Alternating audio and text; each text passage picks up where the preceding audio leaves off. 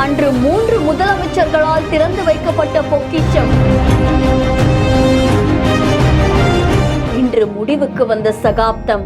உயிரும் நடுங்குது, உன்னையும் எந்திடவே உடைந்த வீரனே கலங்கி அழுகிறேன்.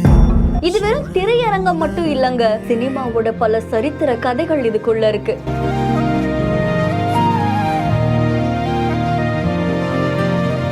இதோடைய உரிமையாளரை பார்க்கும்போது இப்பவும் அவங்க நமக்கு ஒரு ஔவையாரா தான் தெரிவாங்க.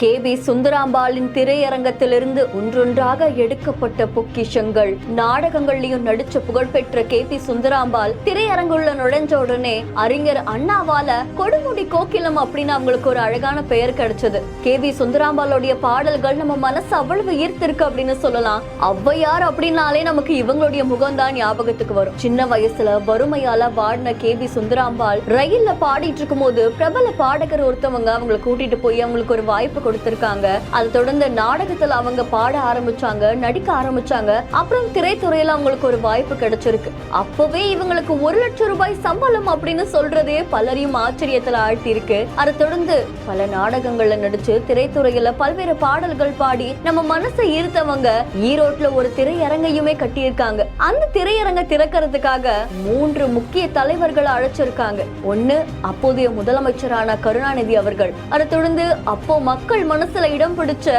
எம்ஜிஆர் அவர்கள், அதை தொடர்ந்து ஜெயலலிதா அவர்கள். இவங்க 3 பேரையுமே இந்த திரையரங்க திறக்கிறதுக்கு கூப்பிட்டு இருக்காங்களாமா. அப்போ அந்த இடத்துக்கு இவங்க வராங்கன்னு தெரிஞ்ச உடனே மக்கள் கூட்டம் அலை கடல்ல மோத ஆரம்பிச்சிருக்கு. உடனே கே.பி. சுந்தராம்பாள் என்ன பண்ணிருக்காங்கன்னா, அவங்க 3 பேரையுமே மக்களோட மக்களா சாலையில நடக்க வச்சிருக்காங்க. பேரணியை அழைச்சிட்டு போய் அந்த திரையரங்க திறக்க வச்சிருக்காங்க. ஜெயலலிதா அவர்கள் குத்து விளக்கு ஏத்த, எம்ஜிஆர் அவர்களும் கருணாநிதி அவர்களும் இந்த திரையரங்க திறந்து வச்சிருக்காங்களாமா. பல படங்கள் இந்த திரையரங்குல ஓடி இருக்கு. திரைத்துறையிலையும் அரசியல்லையும் செல்வாக்கு பெற்ற கே.பி. சுந்தராம்பாள் அவர்கள் 1968ஆம் ஆண்டு தான் இந்த திரையரங்க கட்டியிருக்காங்க.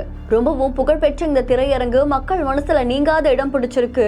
கொரோனா காலகட்டத்துல இந்த திரையரங்குல ஓடக்கூடிய படங்கள் நிறுத்தப்பட்டிருக்காமா. அதை தொடர்ந்து பல வருடங்கள் கழித்து இந்த திரையரங்கை இப்ப இடிக்கவும் செஞ்சிருக்காங்க. திரைத்துறையில ஒரு சகாப்தமாவே காணப்பட்ட இந்த திரையரங்கம் இப்போ கல்லும் மண்ணோடையும் சுக்குநூறா உடைஞ்சிருக்கிறது. பலரையும் சோகத்துல ஆழ்த்தி இருக்கு.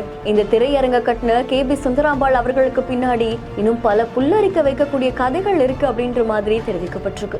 இந்த திரையரங்குக்கு நீங்க போயிருக்கீங்களா? இங்க படம் பார்த்திருக்கீங்களா? அந்த மறக்க முடியாத நினைவுகள் பத்தி நம்ம பிஹைண்ட் நோட்ஸ்ல பகிர்ந்துக்கோங்க. இன்னும் பல இன்ட்ரெஸ்டிங்கான வீடியோஸ்க்கு பிஹைண்ட் நோட்ஸை ஃபாலோ பண்ணிக்கோங்க. செய்திகளை வழங்குவோர் GT holidays, Jayachandran, MCR Pure Cotton Club.